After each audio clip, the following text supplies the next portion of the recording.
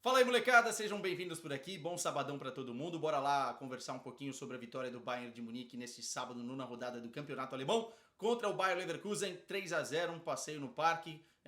Mais uma vez o Bayern de Munique conquistando uma vitória. É o time que mais venceu no início de temporada na história, né? O recorde já foi quebrado no meio da semana contra o Colônia pela Pokal, né? O time do Milan, do Capello, detinha o recorde. O Bayern de Munique agora tem 15 jogos, 15 vitórias. Mas antes de falar do jogo, só esclarecer para vocês, quem me conhece nas redes sociais, né, no Instagram e também viu aqui o texto, sabe que na última semana eu não gravei conteúdo, porque eu estava no Catar, a convite da Liga do Catar para acompanhar o derby de Doha, né?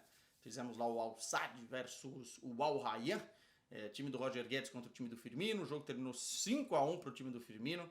Enfim, foi uma experiência bem legal e quem viu também nos stories conseguiu entender um pouquinho do que eu estava fazendo por lá. Foram 7 exclusivas em 3 dias, cara. Então, por isso que eu não consegui gravar conteúdo. Eu até assisti o jogo do Bayern contra o Colônia, mas meio de rabo de olho aqui, sem prestar tanta atenção. Vi depois os melhores momentos e por isso que eu não gravei vídeo. Seria sacanagem da minha parte falar de um jogo que eu não assisti com tanta propriedade. Mas, enfim, o Bayern de Munique conseguiu mais uma vitória nesse sabadão e vamos lá conversar.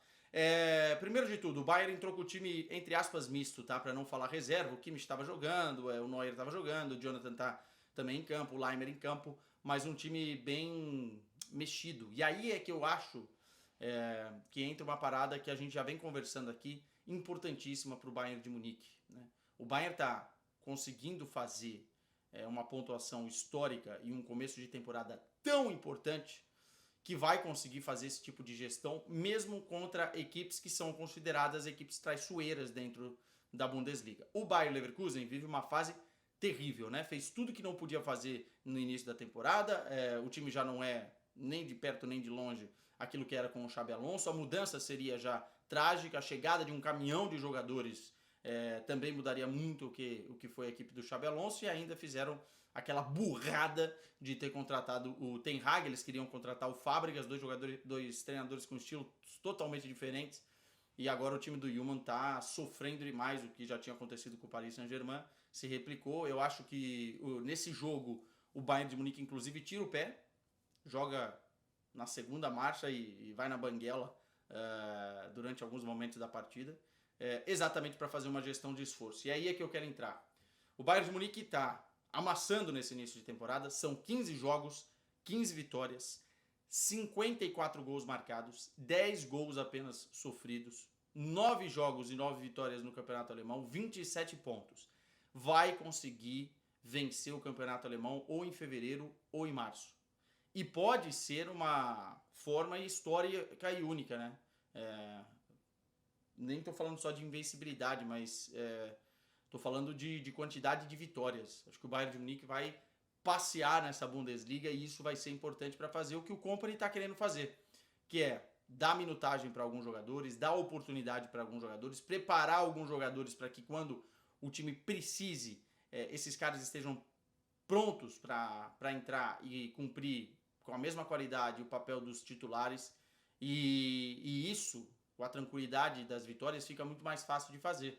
Hoje, por exemplo, deixou o Luiz Dias, o Olise e o Harry Kane no banco. Entrou com o Leonard Carr jogando pela direita, com o Rafael Guerreiro mais centralizado como meia de armação, o Nicolas Jackson na frente e o Gnabry caindo pela esquerda. E mesmo assim a qualidade do time conseguiu passear no parque. Teve muito mais posse de bola, teve controle das ações, resolveu o jogo no primeiro tempo e no segundo tempo fez uma gestão de esforço tremenda. Olise, Harry Kane e Luiz Dias ainda entraram, teriam tempo para fazer mais gols, mas tiraram o pé totalmente, né? Entraram só para, enfim, complementar ali, porque o jogo já estava decidido e tem uma partida importantíssima na terça-feira contra o Paris Saint-Germain.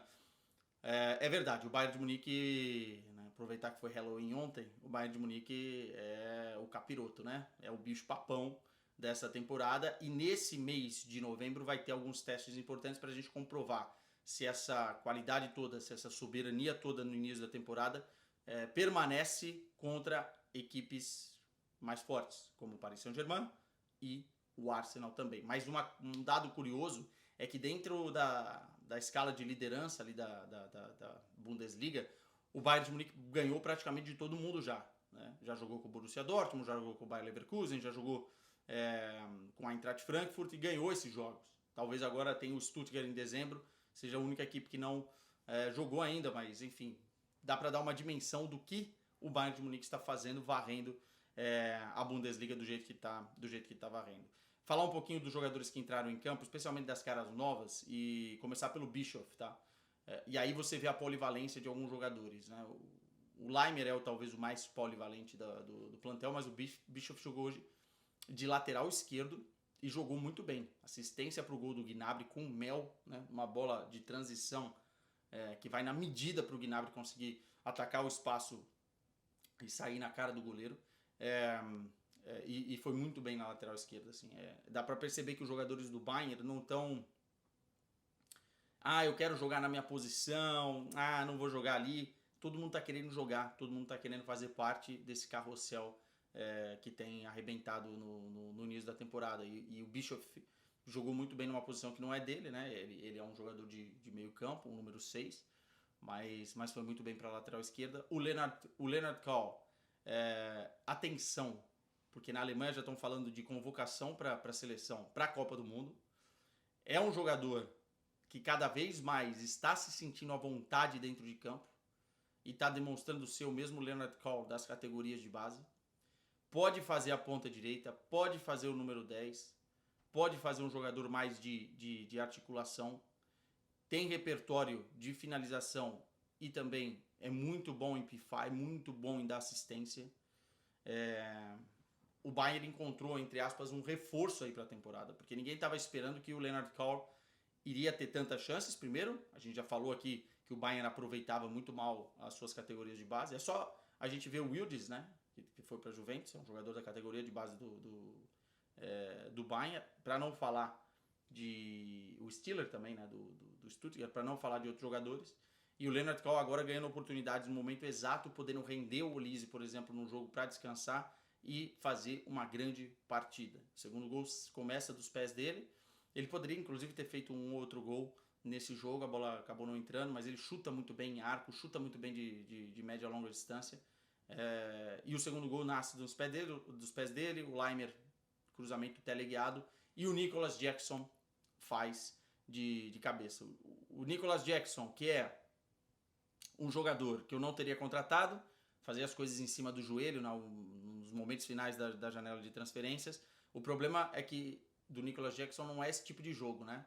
A gente sabe que nesse tipo de jogo, com o Bayern ajeitadinho, ele vai acabar fazendo gol. Ele perdeu muitos gols também, ele perde muitos gols. Mas com o time ajeitadinho, ele vai fazer gols. O problema é quando, e se precisar, substituir o Harry Kane num jogo mais difícil. Assim. Eu acho que ele não tem capacidade para jogar no Bayern de Munique.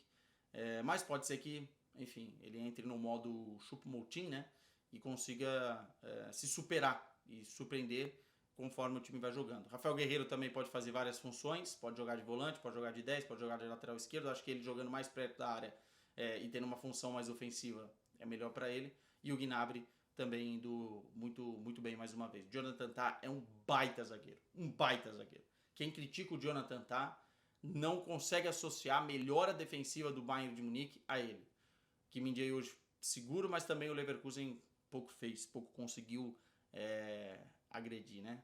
O torcedor do Leverkusen vai ter que ter muita paciência, porque essa temporada é uma temporada bem, bem desafiadora por tudo que aconteceu, como eu falei por aqui. É isso, meus caros. Então, terça-feira, a gente vai ter vídeo aqui no canal sobre Bayern de Munique e Paris Saint-Germain. Talvez o grande teste do Bayern de Munique na temporada até aqui. O Chelsea foi um jogo importante para testar, o próprio Borussia Dortmund, que também venceu na rodada do Campeonato Alemão, mas esse jogo é fundamental. E o mês de novembro, que o Bayern de Munique tem que ter muita cabeça, mentalmente tem que estar preparado, fisicamente tem que ter preparado, precisa estar focado para realmente dar esse murro na mesa do futebol europeu e dizer, não, nós somos os grandes favoritos para vencer a Liga dos Campeões da Europa. Se conseguir uma vitória contra o Paris Saint-Germain e contra o Arsenal nesse mês, aí vai ficar muito difícil de a gente não projetar esse favoritismo para uma equipe que vem jogando muita bola. Muita bola. É isso, meus caros. Abraço para vocês. Vamos que vamos. Amanhã tem mais vídeo aqui no canal. Tchau.